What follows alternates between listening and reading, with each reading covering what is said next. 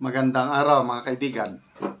Pag-usapan natin ngayon yung napipintong rally na gagawin ng Iglesia ni Cristo. Ang dami ng mga haka-haka. Ito, may nagpadala sa akin ng video, ang kaibigan ko from Uzamis. Title is, Rally ng Iglesia, hindi na matutuloy. So, pinanood ko kaagad. Vlog ito ni Ka-Coffee at ito, i-share ko sa inyo at bigyan natin ng reaksyon. Pakinggan natin ha.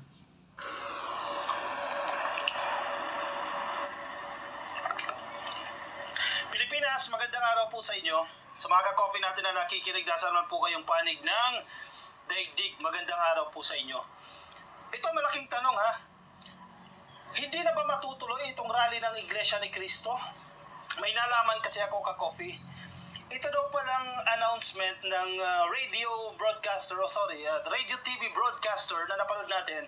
Hindi daw po yan official statement ng Iglesia ni Cristo. Itong rally daw po na gagawin ng INC ay hindi sa kabuuan ng Iglesia ni Cristo, kundi ng ilang miyembro lamang ng INC. Ano yan? Hindi daw official. Tapos mga nagtanong-tanong tayo Ka-Coffee ng mga miyembro ng INC. Baka meron ditong nakikinig sa atin ng miyembro ng INC. Please correct me if I am wrong. Kasi may mga nakausap ako miyembro, ang sinasabi nila, hindi naman daw yan ina-announce sa kanilang mga pagsamba. Kasi kung official yan, nahihimukin ng kanilang mga miyembro na makilahok sa pagkilos, i-announce yan. Wala daw ganyang announcement. Actually, tahimik nga raw yung karagatan. Wala silang naririnig about dyan sa rally na yan. Except doon sa announcement sa isang TV program. Radio TV program ba yan na inanunsyo nila. At ang term nila ay Okay. So, bigyan natin ng reaksyon, ano? Yung programa na yun is official program ng Net25 sa ganang mamamayan. Yung tatlo palagi nandyan eh. Pangatlo si Congressman Marcoleta. Yung dalawa, kalimutan ko lang pangalan, na sila palagi ang napapanood ko na host o anchor. So parang alanganin ito yung grabe, nakakalito. So, please lang, mag-comment din kayo, mga kaibigan, para maliwanagan ba tayo kung ano ba talaga. Matutuloy o hindi. Tuloy natin si Ka-Coffee. Pero ilang linggo na yan, one week na nakalipas Ka-Coffee, ilang araw na nakakalipas yan. Parang wala tayo nakikitang development or follow-up patungkol po sa rally na yan. So, eto na. Anong nangyari? Mukhang hindi na matutuloy itong rally ng Iglesia ni Cristo. Again, that is a question ha. Hindi na matutuloy. And I think mukhang hindi na nga matutuloy. Kaya ngayon, gumagawa na ng bagong kwento itong grupo nila Sarah, nila Harry Roque. Ayan. Gumagawa daw po ng barter ba?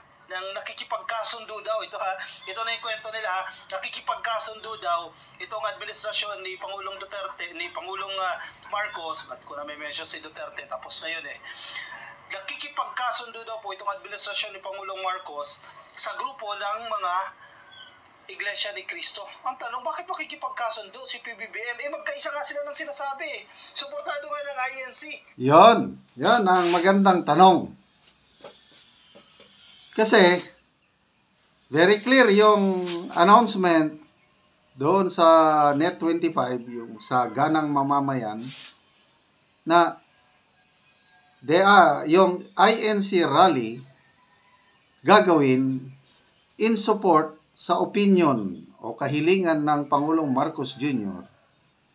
na huwag nang ituloy ang impeachment dahil hindi nakakatulong sa taong bayan.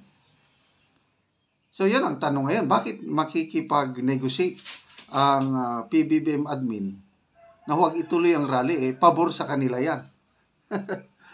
Yan ang mga nakakalito. Itong statement ni PBBM, bakit makikipagkasundo si PBBM? Di ba nagkakasundo kayo kapag may conflict? Ano to? Ang sinasabi pa nila daw, kasi malapit na raw po ang katapusan ni Bongbong Marcos. Wow, sabi ni Roque, ni Harimau. Pakinggan natin, isa-isahin natin itong mga video. Ang pattern dito, kasi binabantayan natin to eh. Everyday, binabantayan natin to. Nag-iiba-iba sila ng narrative, nag-iiba. Ako rin napaka-exciting development ito. Kung ako ang inyong tatanungin, gusto kong matuloy. Kasi nga, para sa, yung purpose is, para hindi magkawatak-watak ang ating bayan. So, pabor kay PBBM dahil ang iglesia, suportado nila si PBBM yung kanyang pahayag na huwag ituloy ang impeachment para hindi masayang ang panahon. Pabor din kay BP Sara para hindi na siya mag-undergo ng trial. So, pabor sa taong bayan para hindi na iinit pa ang political situation kasi wala, yung image ng ating bansa, tayo ang pinag-uusapan sa ibang bansa itong sigalot sa politika. It's not good for our economy. Mga mamumuhunan instead na mag-invest sa Pilipinas, atras na lang dahil may kaguluhan sa politika eh. Ba sila ng kwento? Ang pinapalabas sila ngayon, malapit na raw ang katapusan ni PBBM kung, ito yung condition kung hindi raw po tatanggalin si Romualdez bilang Speaker of the House. Pakinggan natin. Dahil akala nila, dahil nasa kanila, talagang alam nilang bumasa ng, kumbaga, usaping politika. Alam na ni Bongbong Marcos Jr. na malapit na ang katapusan. Kapag hindi niya... Malapit na ang katapusan. Ano yun? Katapusan ni PBBM bilang presidente? May ouster plot ba? Sabi niya wala. Sabi ni Bato, walang ganyang move. Natanggalin si PBBM sa pwesto. Bakit malapit na ang katapusan? Ano, magre-resign si PBBM? Anong dahilan? Bakit siya magre-resign? Machuchugi si PBBM? Dahil pinapakalat niyo may sakit? Ano, may impeach si PBBM? Dahil sabi niyo, betrayal of public trust? Dahil gumagamit ng coke? Okay, so hindi ako naniniwala na mayroong ganyan,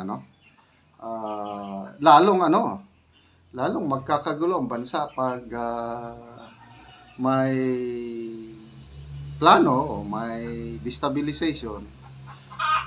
Kung ako yung tatanungin, is mas maganda ituloy na lang nila ang kanilang mga termino.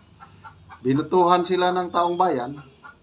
Let them finish their term. Ang labanan na lang sa 2028. Makikita kung sino ang malakas. Ay, so, sa basa ko, ako na ito, sarili kong, ito. Habang wala pang statement ang iglesia, matutuloy yan.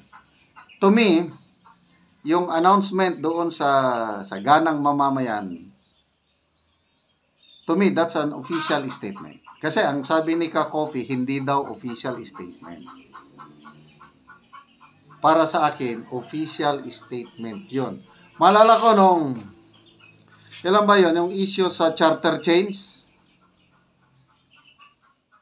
Sila ulit, yung programa na yan, sa ganang mamamayan, sila pa rin ang nag-announce sa publiko ng Iglesia ni Cristo, ang stand is, hindi sila sang-ayon sa charter change. O ngayon, hindi tinuloy ang charter change dahil maraming kumukontra. Kaya, naniniwala ako na yung announcement ng Iglesia sa programa nila sa Net25 na sa ganang mamamayan, that's the official statement. So, may mga haka-haka na mayroong negotiation na wag ituloy. O, mga haka-haka na lang yun. Kaya lang, si Congressman Marcoleta, sa mga programa niya sa Net25, yung kasama niya yung mga anchor na nag-announce, sabi niya, mag-rally na lang tayo. Mag-rally ako kahit mag-isa. So, sana matuloy. Okay, mga kapatiran naming members ng iglesia, paki-comment naman.